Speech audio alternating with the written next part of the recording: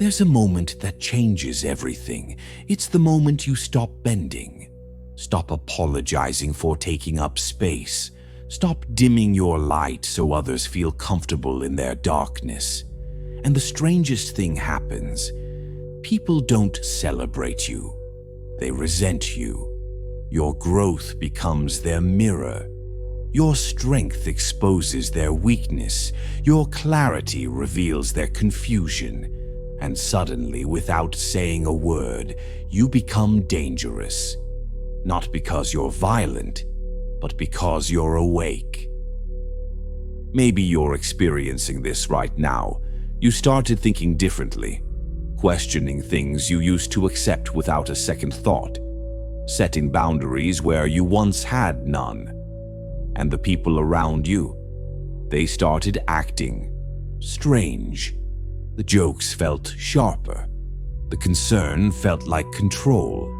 The silence became deafening whenever you spoke your truth. Here's what's really happening.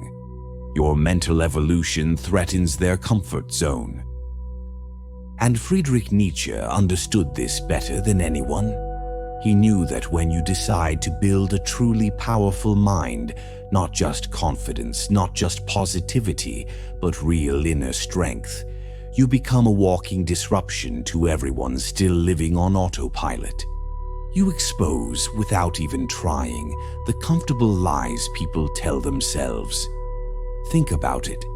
When someone around you starts genuinely transforming, losing weight, starting a business, leaving a toxic relationship, what's the most common reaction? Support. Sometimes. But often, subtle sabotage. Are you sure you're not going too far? You've changed. Remember when you used to be more fun? Translation. You're making me look at myself and I don't like what I see. This is the tax of transformation. The price of building a mind so strong that it cannot be controlled, manipulated, or broken. And Nietzsche warned us. A truly powerful mind is a threat to collective mediocrity. This video isn't for people seeking easy answers or quick motivation. This is for you, standing on the edge of an internal rupture, tired of being held hostage by your own insecurities, ready to build something unshakable. A mind that terrifies because it does not bend. If you're ready for this path, a lonely, brutal, but absolutely liberating path, then stay, because what comes next will confront you, but it might also set you free. Nietzsche wasn't just a philosopher, he was a surgeon of the human soul, someone who looked into the abyss of existence and didn't flinch, didn't run. He dove in, and in that abyss, in that inner chaos most people avoid, he found the source of true strength. He wrote, "You must have chaos within you to give birth to a dancing star." This isn't poetry, it's a psychological diagnosis. Real strength isn't born in comfort, not in peace, not in stability. It's born in pain, in the fall, in chaos. Think about the moments you grew the most. Was it when everything was going smoothly, when you felt safe and secure? Number. It was when you were shattered, lost, directionless, when you had to rebuild yourself with your own trembling hands. I remember my own breaking point. Everything I thought I knew about myself collapsed. And in that collapse, I had two choices: stay broken or forge something stronger from the wreckage. Nietzsche believed suffering wasn't a mistake of existence. It was its main driving force. He didn't romanticize pain. He faced it as a tool. And here's the shift that changes everything. If you can change your relationship with pain, with failure, with loneliness, you begin to shape something rare, an indomitable spirit. While most people flee from chaos, you learn to walk within it. While others beg for normalcy, you create greatness. But, and this is critical, chaos alone isn't enough. You can be destroyed by it if you don't have an inner center, an anchor. Becoming the Übermensch. The Übermensch isn't a superhero. It's not someone with mystical powers. It's a human being who has overcome everything that binds ordinary people. Guilt, obedience, herd morality, the desperate need for acceptance. The Übermensch doesn't seek to be accepted, doesn't ask for permission to exist. He creates his own internal laws and lives by them, even if that puts him against the entire world. And that's exactly why his mind becomes unbreakable. It's not built on the expectations of others. It doesn't need external validation. It's self-sufficient. It feeds on its own will to power, the deep impulse to shape reality in its own image. Here's the shift. The Übermensch doesn't adapt to the world. He imposes meaning on it. He doesn't ask, "Is this allowed?" He asks, "Is this worthy of me?" When you start seeing yourself as a creator, not a servant, everything transforms. The way you think, the way you act, the standards you hold yourself to. But this transformation requires sacrifice. You'll have to kill parts of yourself that still beg for approval. You'll have to face the searing pain of not belonging. You'll have to bear the weight of building your identity from scratch. No guarantees, no applause, no safety net. And most people can't handle it. They give up before they start. They run back to the safety of ready-made beliefs, to tribes that think for them, to systems that reward obedience. But not you. Because you've made it this far in this video, you haven't clicked away. That means something in you is ready. Nietzsche himself lived on the margins, misunderstood, called mad, isolated. But it was in that isolation that he found his freedom. And this is the truth no one tells you. The stronger your mind becomes, the further you drift from the masses. The higher you rise, the more you disturb. Here's something no one warns you about. The stronger you become, the lonelier you feel. Not because you isolate yourself by choice, but because the world stops knowing what to do with you. Nietzsche was clear. The free spirit, the one who breaks from common morality, who thinks for themselves, inevitably distances themselves from the herd. And that distancing hurts. But that pain is necessary. Real growth requires space. And you can't grow while being tied to the expectations of others. Most people live within an invisible herd. Every thought is policed, every action measured by others' reactions. You've gotten used to walking in a group, thinking like the group, feeling secure because there are people around you. But what Nietzsche proposes is the opposite. He tears you away from that comfort and throws you into the desert.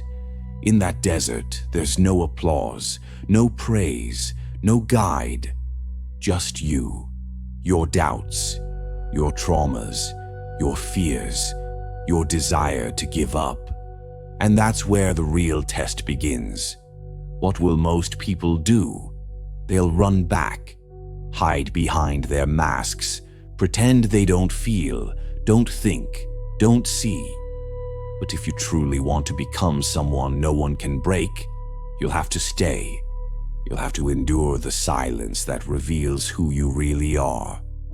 Nietzsche said, "The individual must always struggle not to be overwhelmed by the tribe.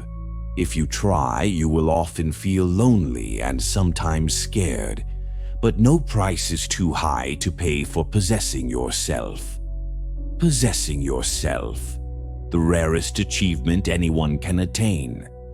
When you truly possess yourself, no one else can control you. No one else dictates your worth, and no one else can bring you down. But this possession comes with weight. You'll lose people. You'll be misunderstood, called arrogant, strange, distant. They'll try to pull you back into the mold, call you cold, insensitive, but that's the price of not being domesticated. price of not living as a mirror of others' needs. And here's the raw truth. If you cannot stand loneliness, you are not ready for freedom. Because all real freedom comes with abandonment. Abandonment of emotional crutches, of comfortable illusions, of shallow connections. Nietzsche saw solitude as a privilege, a battlefield where the true self finally has space to emerge. But this elevated spirit doesn't just walk alone, it begins to see what others don't see. And with that comes the second inevitable effect: confrontation with mediocrity. Nietzsche didn't fear tyrants or authoritarian leaders.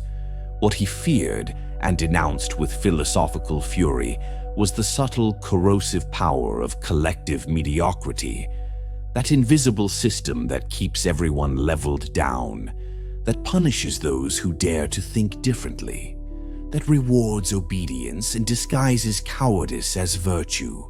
True tyranny doesn't come from above. It comes from the sides. It comes from the crowd that demands you remain small so they don't have to grow.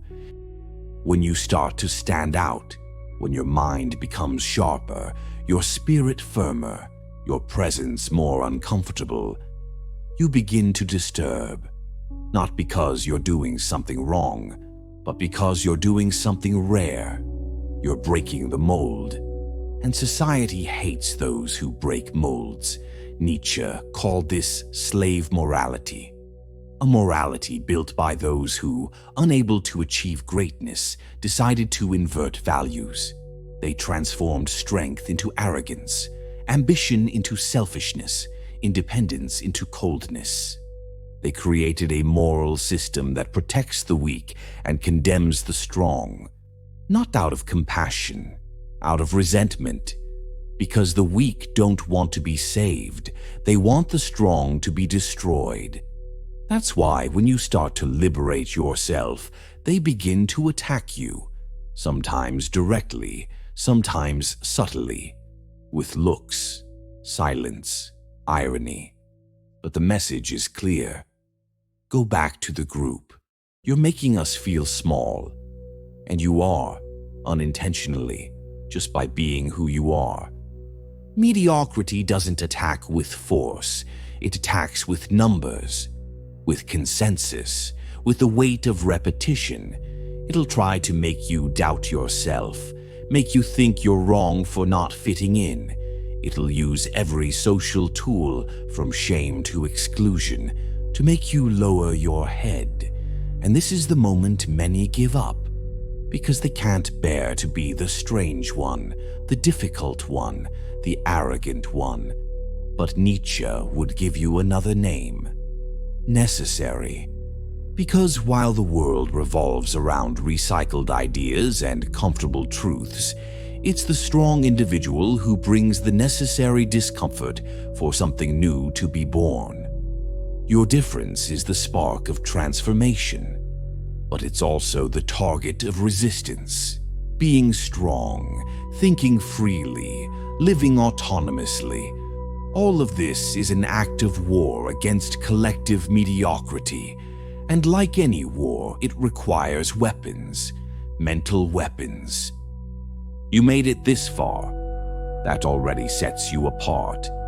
Most people would have closed this video at the first provocation, run away at the first discomfort, turned it off the moment they realized this isn't content meant to make them feel good. It's a call to wake up. Because building a mind so strong that it becomes feared isn't just a choice. It's a renunciation. You will lose. You'll lose friendships based on superficiality, opportunities that require submission, the ability to be content with little. But in exchange, you gain something priceless: integrity, clarity, presence. You'll begin to notice that most people live in a slumber, that your lucidity is frightening, that your firmness makes others tremble, that your absence is louder than the presence of many. This strength doesn't come from outside. It's not taught in self-help books or earned with empty affirmations. It's dug deep within the soul, in the silence of difficult nights, in choices no one sees. It's the result of an internal war between who you were and who you are becoming. And this war has no end, because the truly strong aren't those who have won. They're those who continue to fight, even when they could already stop.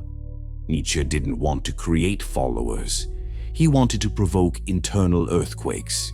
He wanted you to stop crawling for approval, to stop begging for meaning, to stop seeking in ready-made systems what can only be built with blood, sweat, and awareness. He wanted you to become dangerous, not in a violent sense, but in a rare sense. So rare that your mere existence forces others to look in the mirror and confront what they're avoiding. So here's my challenge to you. Write in the comments one truth you're tired of hiding, an opinion you're afraid to voice, a thought that makes you feel isolated but represents who you truly are. This is part of the journey. Claiming your voice, showing your presence, declaring that you will no longer bend. If this video awakened something in you, don't stop here. Keep going. The journey is just beginning. You're not alone, you're just ahead. And that, my friend, is both terrifying and liberating.